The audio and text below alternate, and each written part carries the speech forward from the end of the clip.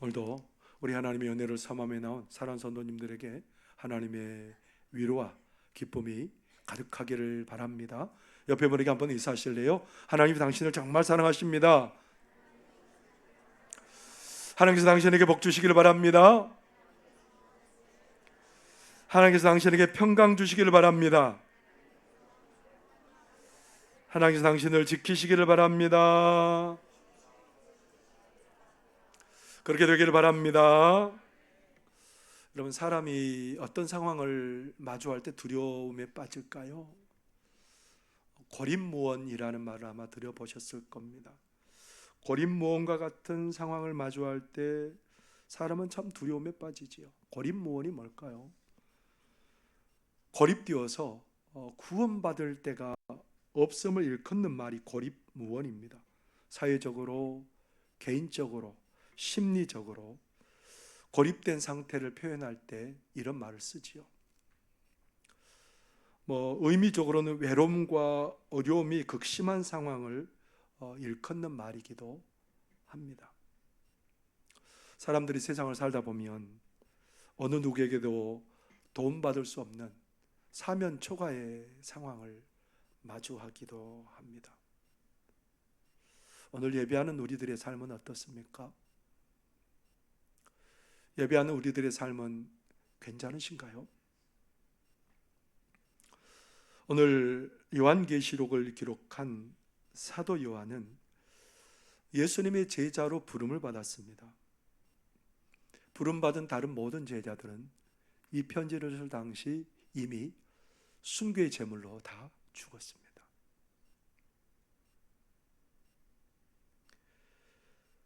모든 제자들이 그렇게 다 하나님의 부름을 받고 이제 홀로 남아서 믿음의 삶을 살아가고 있습니다.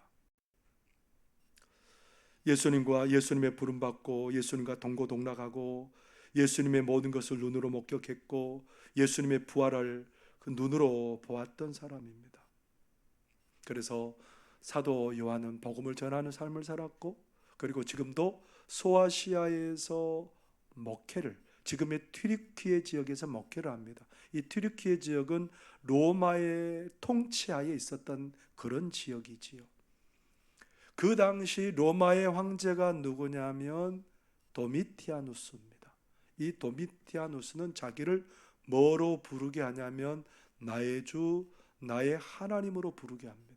그래서 로마 통치하에 있는 많은 나라들이 황제 숭배에 열을 올리고 있습니다. 그러나 하나님을 믿는 사람들은 당연히 뭐에 맞설 수밖에 없습니까? 황제 숭배에 맞설 수밖에 없습니다. 그러다 보니 여러 많은 불이익이 따라오게 되었습니다. 많은 박해들이 그들을 괴롭혔지.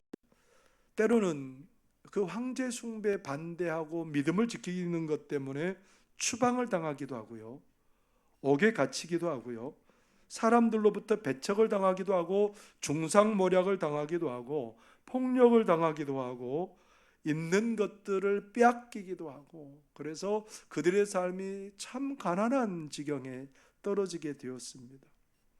그런 가운데 있지만 사도 요한은 여전히 변함없이 하나님의 말씀을 전하고 복음을 전하고 성도들을 믿음으로 양육하고 이런 일에 힘쓰고 있는 가운데 어떤 일이 벌어졌다고 성경은 기록하고 있어요. 9절 말씀을 같이 한번 읽어볼까요? 시작. 나 요한은 너희 형제요 예수의 환난과 나라와 참음에 동참하는 자라 하나님의 말씀과 예수를 증언하였으므로 말미암아 밤모라 하는 섬에 있었더니, 뭐라고 말합니까? 이 복음을 전하다가 밤모라는 섬에 유배를 가게 되었답니다. 귀양 가게 되었답니다. 이 밤모라는 섬은 소아시아 한 도시인 밀레도에서 한 남서쪽으로 60km 정도 떨어진 자그마한 섬입니다. 길이가 한 16km 정도 되고요, 넓이가 10km 정도 되는 그런 작은 섬에 유배되어 있습니다. 보이는 것이 뭐가 보이겠습니까? 뭐가 보일까요? 아무것도 안 보여요.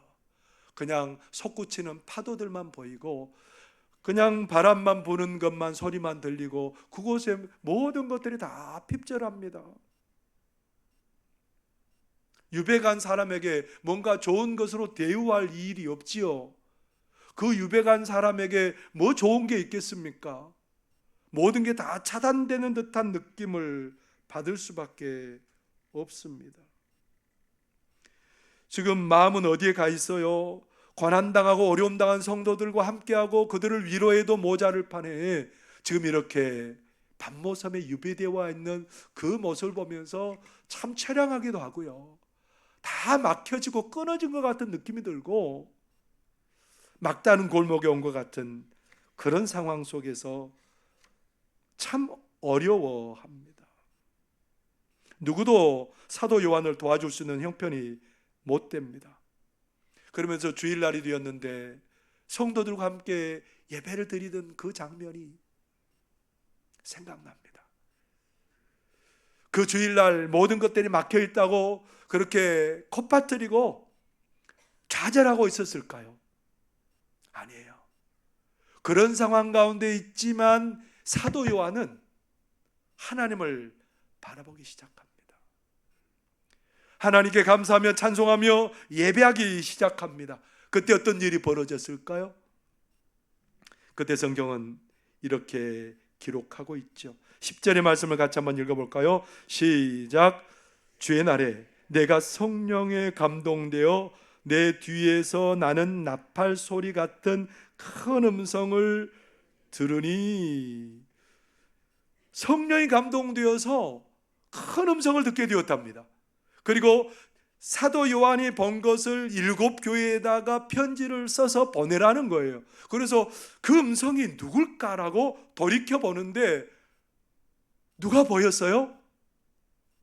엄청난 분이 보이신 거예요. 예수님께서 큰 영광 가운데 계시는 모습을 보게 되죠. 예수님께서 7 금초대 사이를 끌리는 옷을 입고 그렇게 쭉 돌아다니고 계셨고요. 그 예수님의 가슴에는 금띠가 띄어졌고 머리와 털의 희기는 흰 양털 같고 눈 같고, 그리고 눈은 불꽃 같고 발은 풀무불에 단련한 빛난 주석 같고 음성은 많은 물소리와도 같고 오른손에는 7뼈를 붙드시고 입에는 좌우에 날선 검이 나오고 얼굴은 해가 힘있게 비치는 것 같이 예수님이 그런 모습을 보게 되었어요. 그 압도적인 예수님의 모습을 보는 순간 사도 요한이 어떻게 됐을까요? 예수님, 꿈에도 그리던 예수님 반갑습니다 그랬을까요? 그런 게 아니고 사도 요한이 어떻게 됐냐면 오늘 그렇게 말합니다. 사도 요한이 죽은 것 같이 되어서 그렇게 있었답니다. 죽은 것 같이 되어서 엎드려 있게 되었습니다. 죽은 것 같이 되어서 있을 때에 우리 예수님께서 어떻게 하셨어요? 그에게 오른손을 얹으시고 그렇게 말씀하십니다.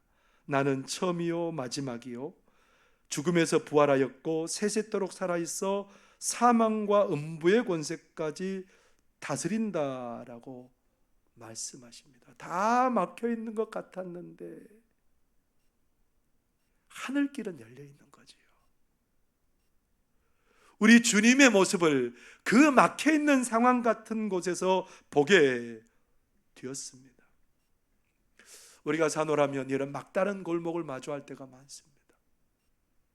다른 사람들은 다 괜찮은 것 같고 편한 것 같은데 내 삶을 바라보니 왜 이렇게 어렵고 힘든지, 사면초가 같은 상황이 내 삶이 그렇게 전개되고 나만 고난 겪는 것 같고, 그래서 참 힘들 때가 있는 게 우리의 인생입니다.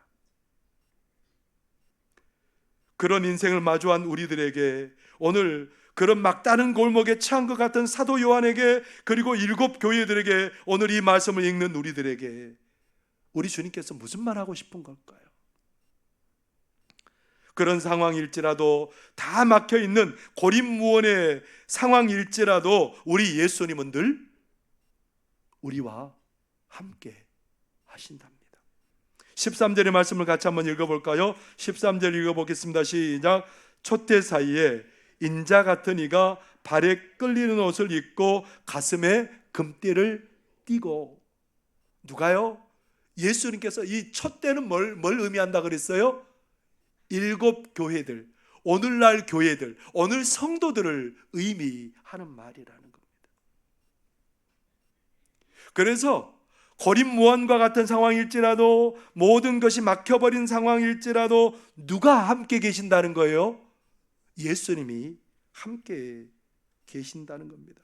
지금 소아시아에 있는 7 교회가 어떤 상황을 마주하고 있어요? 소아시아에 있는 7 교회들이 지금 큰 박해 속에 있다는 겁니다. 황제 숭배를 반대하는 그들에게 박해와 불이익이 있고, 그래서 그 큰 로마의 권력에서 누구도 건져주지 못할 그런 막다른 골목에 마주하고 있습니다. 그런 하나님의 교회들에게 뭐라고 말씀하세요? 우리 예수님은 여전히 어디에 함께 계신다고요? 성도들과 함께 하신답니다. 오늘 우리가 울고 있는 그곳에, 오늘 내가 막다른 골목이라고 생각하는 그곳에 여전히 우리 주님 함께 하신답니다.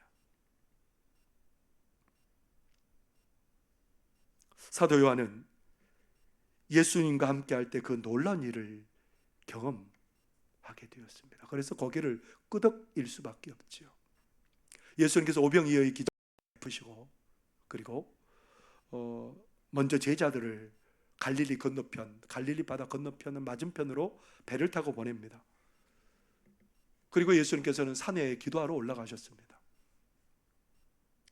제자들이 출발해서 얼마 가지 않았는데 바람이 불고 풍랑이 일고, 그래서 더 이상 앞을 나가지 못하는 겁니다.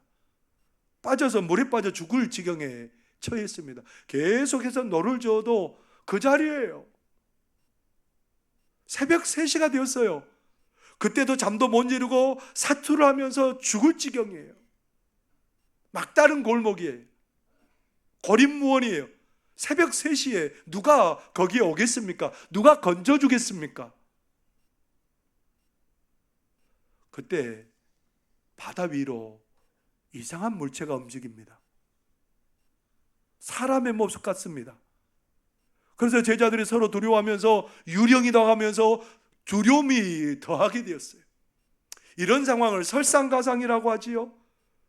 하나 일이 어려움이 닥쳤는데 또 다른 어려움이 덮쳐오니까 이건 견딜 수 없는 어려움이 그들에게 닥쳤다고 생각이 되어지는 거예요. 그렇게 그들이 두려워하고 있었답니다. 풍랑과도 싸우면서 유령이라는 두려움 때문에 그들이 더 큰 어려움에 있을 때에 음성이 들려옵니다. 어떤 음성이 들려와요? 안심하라, 나니 두려워하지 말라. 예수님의 목소리예요. 베드로가 예수님입니까? 그러면서 만약 주님이시면 나로 여기를 좀 걸어서 가도록 해 주십시오. 그래서 그렇게 하라고 허락을 하셨습니다. 배에 나와서 걸어가는데 가다가 가만히 보니까 풍랑 위에 자기가 서 있는 거예요. 깜짝 놀랐는데 그 풍랑 속에 빠져들어가는데 예수님께서 즉시 손을 내밀어서 베드로를 건져주시고 배에 오르시자 그 풍랑이 잔잔해졌답니다. 여러분, 아무도 올 수 없다고 생각했어요. 나 혼자 여기에 있다고 생각했는데 누가 오셨어요? 막다른 골목에 있는 그들을 우리 주님 찾아오셨습니다. 이미 알고 계셨지요. 그래서 그 예수님께서는 그 고난당한 그들을 예수님께서 찾아오셨습니다. 예수님, 오늘날 우리가 어려움에 처해 있을 때 모든 것이 나를 외면하는 상황 같을지라도 우리 주님은 그런 나를 찾아오셔서 함께 하신다고 말씀하십니다. 우리 예수님은 우리의 삶에 찾아오셔서 나와 함께 하시는 분입니다. 그런데 그 예수님은 나와 함께 하는 것으로 끝나는 분이 아니라 내 고난에 함께 하시는 우리 예수님이라는 겁니다. 히브리서 4장 15절의 말씀입니다. 이렇게 말씀하시죠. 우리에게 있는 대제사장은 우리의 연약함을 동정하지 못하시리가 아니요 모든 일에 우리와 똑같이 시험을 받으신 이로되 죄는 없으시니라. 예수님은 우리를 위해서 자신의 목숨을 내어주셨습니다. 예수님 인간의 몸을 입으셨기 때문에 우리의 모든 것을 너무너무 잘 알고 계십니다. 그 예수님께서 그래서 우리가 고난당할 때에 그 고난을 예수님의 고난으로 받으신다는 거예요.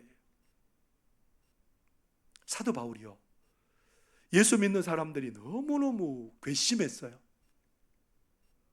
십자가에 달려서 저주받은 그 예수님을 하나님의 아들이라고 말하고 구원자라고 얘기하니까 예수 전하는 저들을 내가 다 없애버려야 되겠다고 생각해요. 하나님 못 오가는 자들이라고 생각하기 때문에 그래요. 그래서 누구를 죽이는데 앞장섰어요? 스데반 죽이는데 앞장섰습니다. 그래서 이제 공문을 가지고 다메섹에까지 가서 예수 믿는 사람들을 결박해서 예루살렘에 끌고 와서 투옥시키고 죽이기도 하려고 다메섹까지 갔는데 갑자기 다메섹의 입구에 들어서는데 강한 빛이 둘러 비쳐서 바울이 엎어졌습니다. 엎드러졌어요. 음성이 들립니다. 사울아 사울아 왜 네가 나를 핍박하느냐. 그러니까 바울이 물어보죠. 사도행전 9장 5절에 이렇게 말합니다. 대답하되 주여 누구시니까 이르시되 나는 내가 박해하는 예수라. 지금 사도 바울이 누구 박해하러 간 거예요? 예수 믿는 사람 박해하러 갔어요. 예수님 박해 본 적 없어요. 근데 예수님이 뭐라고 말해요? 왜 네가 나를 박해하느냐. 성도들이 받는 그 고난과 박해를 누구의 박해로 여기고 계신다는 거예요? 예수님이 받는 박해와 고난으로 받아들이고 계신다는 겁니다. 우리가 막다른 골목에서 한숨 짓고 눈물을 흘리고 있을 때에 예수님은 그 한숨과 눈물을 예수님의 한숨과 눈물로 여겨주신다 말씀하십니다. 내가 아파하는 그 자리에서 예수님이 나와 함께 아파하신답니다. 오히려 내가 당하는 고난을 나보다 더 아프고 안타깝게 여기시는 분이 우리 예수님이라고 말씀하십니다. 어제 그제 금요일 밤에 거의 한 자정 정도가 돼서 이제 집에를 가려고 목양실을 나서는데 이상한 물소리가 들려요.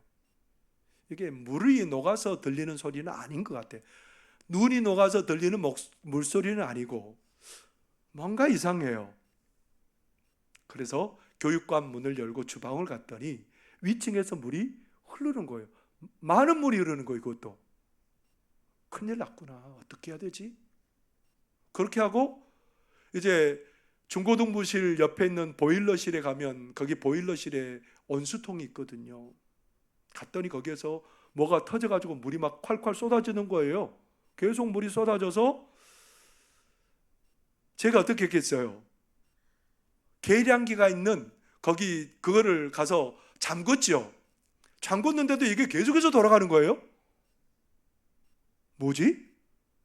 이걸 잠그면 안 돌아가야지. 차단돼서 계속해서 돌아가서 뭐가 이상한 거지? 그러고 와서 이제 물을 막 대야로 퍼내면서 한철씨한테 전화했습니다. 아니 전화하지 않을 수가 없어요. 제가 해결할 수 없으니까. 그래서 그 야심한 밤에 얼마나 미안해요. 그래도 어쩔 수 없었어요. 눈은 내리고 있지. 그래서 전화했어요. 집사님 문제가 생겼다고 빨리 오시라고. 그래 이제 집사님 오실 때까지 계속해서 대야로 물을 퍼내서 밖에다가 쏟아붓고 그리고 왕 목사님한테도 전화했습니다. 목사님 혹시 그 목사님 3층 사무실에 그 뭐를 안 잠그거나 그럴 수도 있을 것 같아서 3층에서 문제가 생길 수도 있을 것 같아서 목사님 오시라고. 그렇게 해서 이제 한철 집사님도 오시고 목사님도 오셨어요. 이제 물을 퍼내고 이제 이것들이 이것저것 뜯어내고 그러면서 하나님께 기도했습니다. 하나님 이거 어떻게 좀 해결 좀 해주세요. 물을 잠궈도 계속 돌아가고 하는데 그러면서 이제 그런 과정에서 물이 새는 것을 발견했어요. 우리 한철수 집사님이 뭔가를 가지고 가서 그 도구를 가지고 그 계량기를 잠그니까 잠궈졌어요. 힘센 제가 잠궈도 안 됐는데. 가만히 생각을 해봤어요. 이 모든 일에 하나님이 간섭하셨음을 깨닫게 되었습니다. 물이 나오는 곳을 발견하게 하셨고, 그리고 그것을 잠그게 하셨고, 그 다음날 이종민 장로님이 설비하시는 분을 불러서 그것을 어느 정도 이제 정리를 하게 됐습니다. 이 일어나는 문제에 대해서 누가 더 안타까워하셨을까요? 여러분 같으면 누가 더 안타까워하셨을 것 같아요? 조병종 목사요? 천만에요. 우리 주님이 훨씬 더 그 문제에 대해서 안타까워하시고 관심을 갖고 계셨고, 그래서 주님의 인도하심 따라 그 모든 일들이 전부 해결되었습니다. 여러분, 우리가 당하는 문제, 우리가 당하는 고난, 막다른 골목, 이곳에 우리 주님이 함께 하시고 우리 고난에 동참하시는 줄 여러분 믿으시기를 바랍니다. 저는 청년의 때에 이런 노래를 자주 불렀습니다.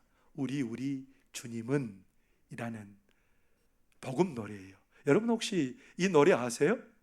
이 가사가 어떻게 시작되냐면, 우리 주님은 사랑의 주님, 나보다 나를 더 사랑하시는 주님, 우리 주님은 임마누엘의 주님, 우리와 함께 계시는 임마누엘의 주님, 그는 살아계신 분, 너무나 좋으신 분, 나의 이름 부르며 다시 오실 우리 주님은 사랑의 주님, 나보다 나를 더 사랑하시는 주님. 우리 주님은 어떤 주님이라고요? 나보다 나를 더 사랑하시는 주님인데요. 그 주님이 우리가 고난당하는 것을 그냥 보고만 계시겠습니까? 팔짱 끼고 함께만 계시겠습니까?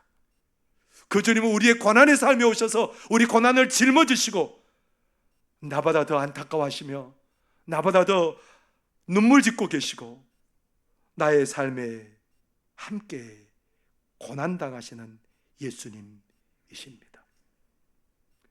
고립무원의 상황 가운데, 막다른 골목 가운데 나와 함께 하시고 나의 고난을 함께 당하시고 그 예수님 때문에 우리는 막다른 골목에서도 승리의 노래를 부를 수 있습니다. 오늘 18절 말씀을 함께 읽어보겠습니다. 시작.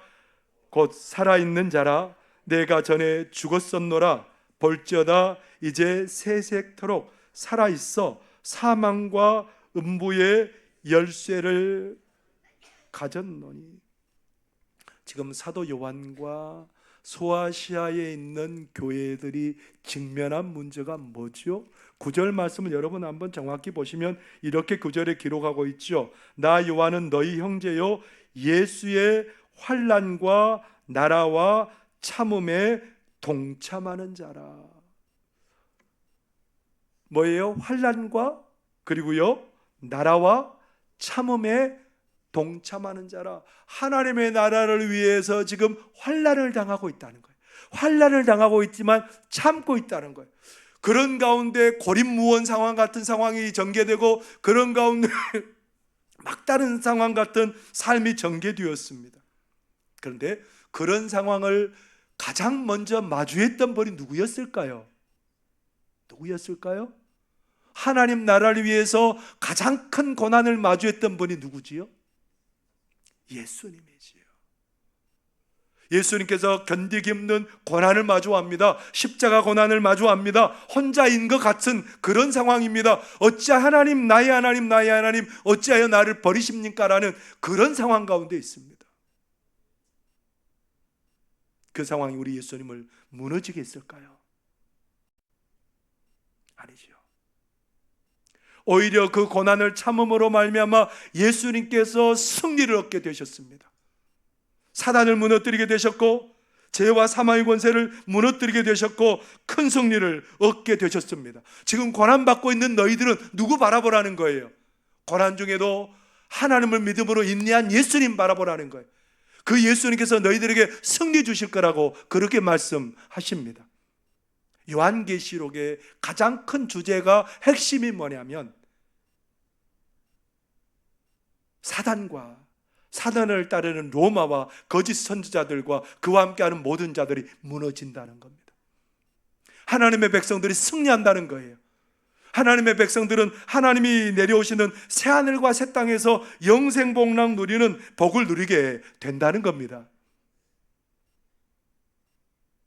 고립 무원과 같은 상황 속에서, 막다른 골목과 같은 상황 속에서 우리 하나님은 우리에게 승리 주신다고 오늘도 우리에게 약속하고 계십니다.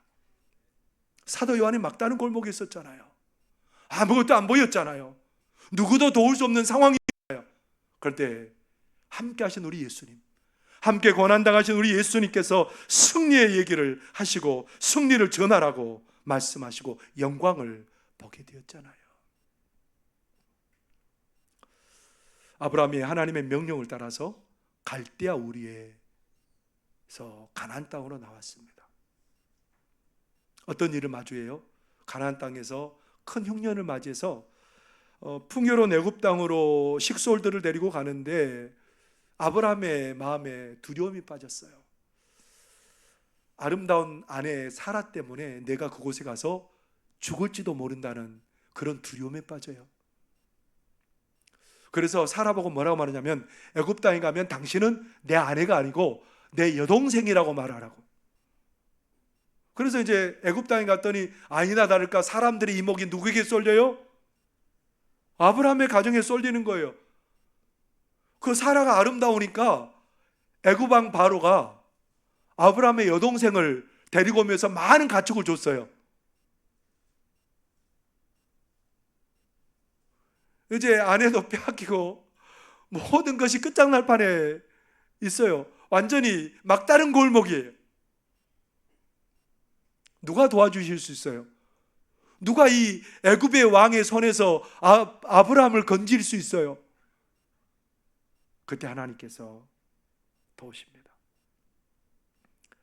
바로의 그 온 곳에 재앙을 내리시고, 그래서 아브라함에게 자초지종을 물어보니까 이러이러하다고 얘기합니다. 결국은 아내를 돌려주고, 그리고 아브라함은 많은 가축을 거느리고 가나안 땅으로 다시 돌아오게 되는 그런 사건을 소개하고 있습니다. 하나님께서 오히려 막다른 골목을 우리로 하여금 복된 길로 이끄신 하나님인 줄 여러분 믿으시기를 바랍니다. 2025년 우리의 삶이 때로는 막다른 골목 같을지라도, 사방에 우겨쌈을 당하는 것 같을지라도, 고립무원과 같은 상황을 맞닥뜨릴지라도 우리 주님이 여전히 나와 함께 계십니다. 우리 주님이 나의 고난과 한숨에 동참하시고 함께 하십니다. 그 주님 때문에 우리는 2025년 승리의 노래를 부르게 될 줄 믿습니다. 그 주님을 바라보시고 감사의 노래, 찬양의 노래를 부르며 한 걸음 한 걸음 믿음의 걸음을 옮겨놓는 저와 여러분의 삶이 되기를 바랍니다. 기도하겠습니다. 사랑하는 하나님 아버지, 고맙고 감사합니다. 막다른 골목에서 한숨 짓고 눈물 나는 그 자리에서 우리 주님 우리와 함께 계시고, 우리와 함께 눈물 흘려주시고, 우리와 함께 고난당하여 주시고, 그래서 막다른 골목을 복의 통로로 삼아주실 줄 믿습니다. 막다른 골목에서 승리의 노래 부르게 하실 줄 믿습니다. 2025년 하나님만 바라며 하나님만 의지하며 나아가는 그런 우리 모두가 되게 하여 주옵소서. 예수님 이름으로 기도하옵나이다. 아멘. 찬송 488장 찬송 부르겠습니다.